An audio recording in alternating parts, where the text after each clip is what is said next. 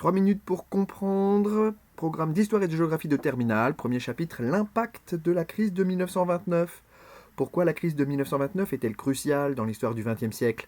La réponse est dans le titre. Elle provoque de graves déséquilibres économiques et sociaux. Un plan analytique est proposé en 4 cartes mentales.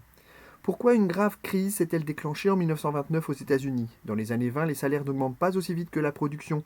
Face à la sous-consommation, les industriels baissent les prix, ce qui réduit leurs profits. Parallèlement, la valeur moyenne des actions triple entre 1924 et 1929, ce qui encourage la spéculation boursière. Quand les taux d'intérêt remontent pour limiter la spéculation, l'euphorie laisse place au krach boursier du jeudi 24 1929. Adepte du libéralisme économique, le président Hoover affirme que l'économie doit repartir d'elle-même. La déflation, c'est-à-dire la baisse des prix, entraîne une chute des profits industriels et par conséquent des faillites qui se traduisent par un chômage de masse. Un cercle vicieux se met alors en place. La crise nourrit la crise. Voyons à présent les manifestations de la crise de 1929. Pourquoi la crise financière prend-elle de l'ampleur? Le krach boursier provoque d'abord une crise bancaire, car les boursicoteurs ne peuvent pas rembourser leurs dettes.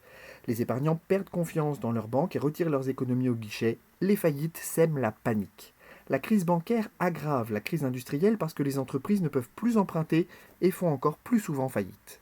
La crise bancaire aggrave aussi la crise agricole. Les difficultés des farmers sont accrues dans un contexte de sécheresse. Les plaines du Kansas au Texas sont traversées par des tempêtes de poussière, le Dust Bowl. Le chômage concerne alors plus du tiers des actifs en 1932.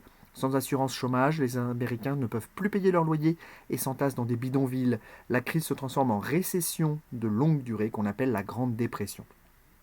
Voyons à présent comment la crise devient mondiale. Les banques américaines rapatrient les capitaux qu'elles avaient investis en Europe au lendemain de la Première Guerre mondiale.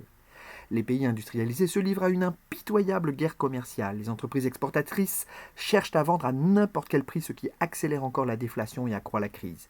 Les États-Unis sont d'ailleurs responsables de l'échec des conférences ayant cherché à résoudre collectivement la Grande Dépression. Enfin, à cause des stocks, la demande en produits bruts s'effondre, ce qui touche les pays producteurs. Les grandes puissances s'isolent économiquement, se replient sur leurs empires coloniaux. Seul l'URSS, pays communiste économiquement isolé, résiste à la crise. Terminant avec les conséquences politiques, les électeurs rejettent les partisans du libéralisme qui ont approfondi la crise au lieu de la résoudre. Ils se tournent vers des dirigeants qui font intervenir l'État dans l'économie. Le succès des politiques de relance donne raison à John Maynard Keynes. Des grands travaux d'infrastructure emploient les chômeurs, ce qui leur permet de consommer et fait repartir les profits dans un cercle économique vertueux.